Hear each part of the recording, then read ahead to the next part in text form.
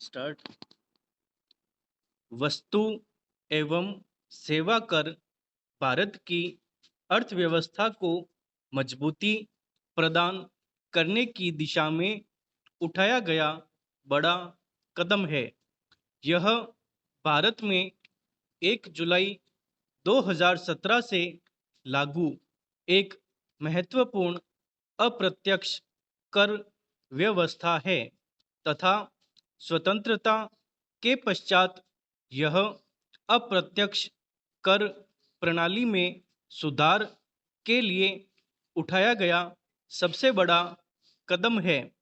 GST द्वारा केंद्र एवं विभिन्न राज्य सरकारों द्वारा भिन्न भिन्न दरों पर लगाए जा रहे विभिन्न करों कुछ अपवादों को छोड़कर के स्थान पर पूरे देश के लिए एक ही अप्रत्यक्ष कर प्रणाली लागू की गई है।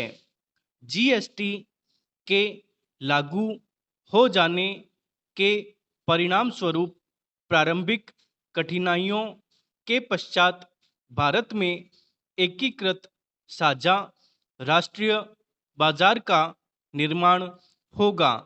विनिर्माण, निवेश, निर्यात, रोजगार, कर आधार में विस्तार आदि की वृद्धि होगी।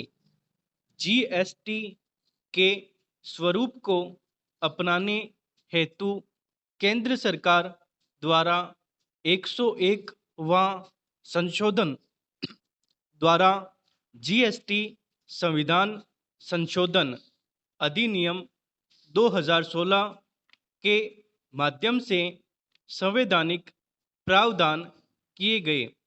जीएसटी कुछ अपवादों को छोड़कर राष्ट्रीय स्तर पर एक देश एक कर की अवधारणा पर आधारित है। यह विनिर्माता से लेकर उपभोक्ता तक वस्तुओं और सेवाओं की आपूर्ति पर लगाया गया एक एकल कर है। प्रत्येक चरण पर भुगतान किए गए इनपुट करों का लाभ मूल्य संवर्धन के बाद के चरण में उपलब्ध होगा, जो प्रत्येक चरण में मूल्य संवर्धन पर जीएसटी को आवश्यक रूप से एक कर बना देता है। अंतिम उपभोक्ताओं को आपूर्ति श्रृंखला में अंतिम डीलर द्वारा लगाया गया जीएसटी ही वहन करना होगा।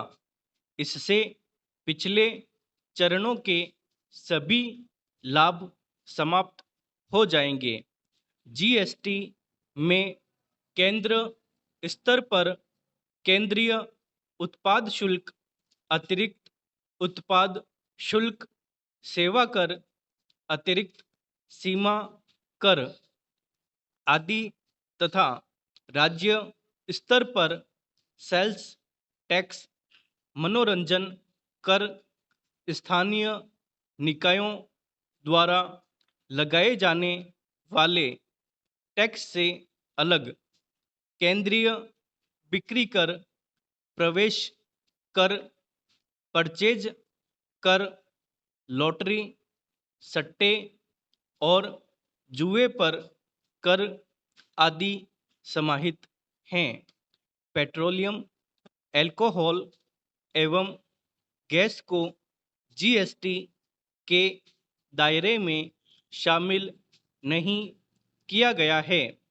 जीएसटी का प्रत्यक्ष संबंध पंजीकरण, भुगतान, रिफंड और बिल से है तथा अप्रत्यक्ष संबंध इनपुट टैक्स क्रेडिट बदलाव के प्रावधानों एवं ढांचे से है।